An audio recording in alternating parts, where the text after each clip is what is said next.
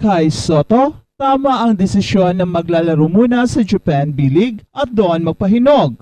And true enough, ay maganda na ngayon ang kanyang image, especially sa kanyang stint sa Yokohama B Corsairs, na kung saan ito ang dahilan kung bakit nagdadagsaan na ang mga NBA teams na interested na makikita ang ating idol up close and personal sa kanilang mga minicamps and workouts.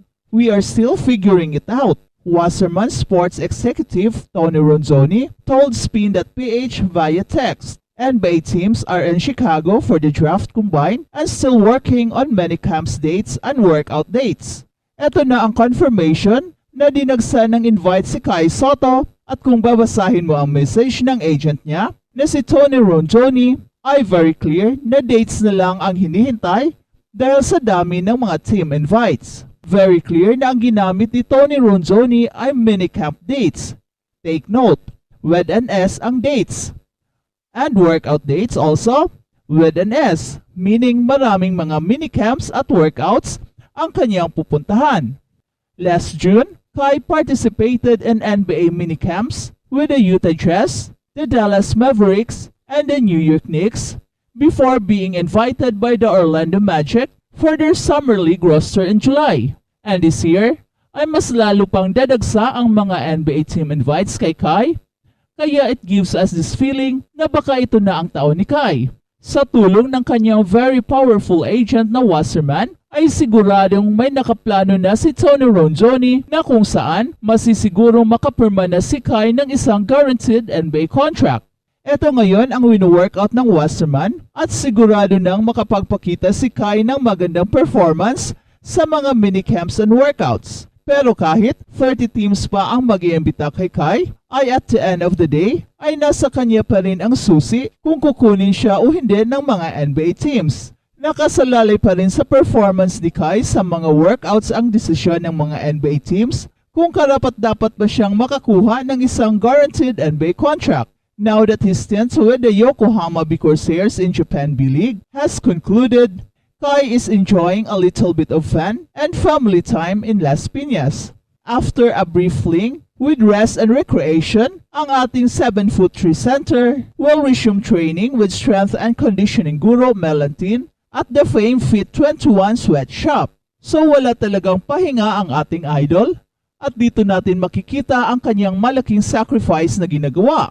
We all know kung ano ang kadalasang ginagawa ng mga 21 years old ay nasa mga bar at nag-party-party with friends. Pero iba si Kai at makikita mo ang kanyang dedikasyon na gusto niya talagang makuha ang kanyang minimitihing pangarap na makapaglaro sa NBA kahit ang kapalit nito ay hindi niya ma-enjoy ang kanyang youth dahil palaging nasa practice at nasa gym instead of having fun with barkadas. Ay napakalaki ang chance na makapaglaro na si Kai sa NBA dahil bawat araw ay wino-workout niya ang mga bagay na kulang pa sa kanya at pinapatibay pa niya ang kanyang mga weaknesses. Kaya ngayong nakikita na natin ang bunga ng kanyang pagpupursige, lumalapad na ang kanyang katawan without losing his speed and athleticism, kaya napakalaki na ngayon ang chance ni Kai na matutupad ang kanyang pangarap. Malaking tulong ang presence ni Coach Melantin dahil ngayon ay tumitigas na ang kanyang katawan at nag-improve na ng malaki ang kanyang stamina.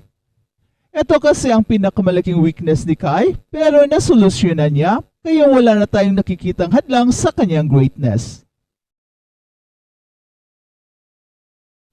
At balitang NBA naman, si Jason Tatum at ang Boston Celtics kumakaway na sa East Finals sa harap ni LeBron James. Umiscore ng 33 points si Jason Tatum at naligtasan ng Boston Celtics ang Cleveland Cavaliers sa score na 109-102 sa Game 4 ng kanilang Eastern Conference semis nitong Martes. Nag-ambag ng 27 points si Jaylen Brown para sa Celtics kung saan abante na sila sa 3-1 at pwede nang tapusin ang series sa Game 5 sa Webes na magbabalik ang laro sa TD Garden sa Boston.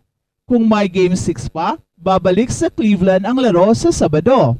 May sahog pang 11 rebounds, 5 assists si Jason Tatum at umayuda ng 16 points si Jrue Holiday. Kasama sa audience sa LeBron James, nasa courtside ng dati niyang arena na Rocket Mortgage Fieldhouse Maagang nagbakasyon si LeBron James dahil exit agad ang Los Angeles Lakers sa first round sa West Conference nang sipain sila sa 5 laro ng defending champion na Denver Nuggets.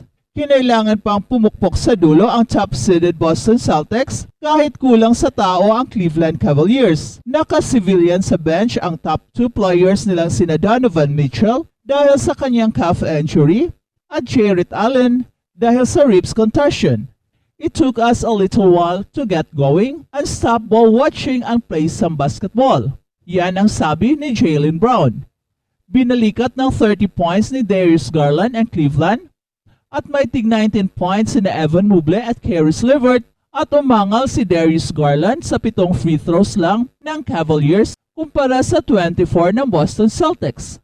Umalagwan ng 15 lead ang Boston Celtics sa jumper ni Jaylen Brown pero sinindihan ng back-to-back 3 ni Darius Garland at Dean Wade ang 10-2 run ng Cavaliers.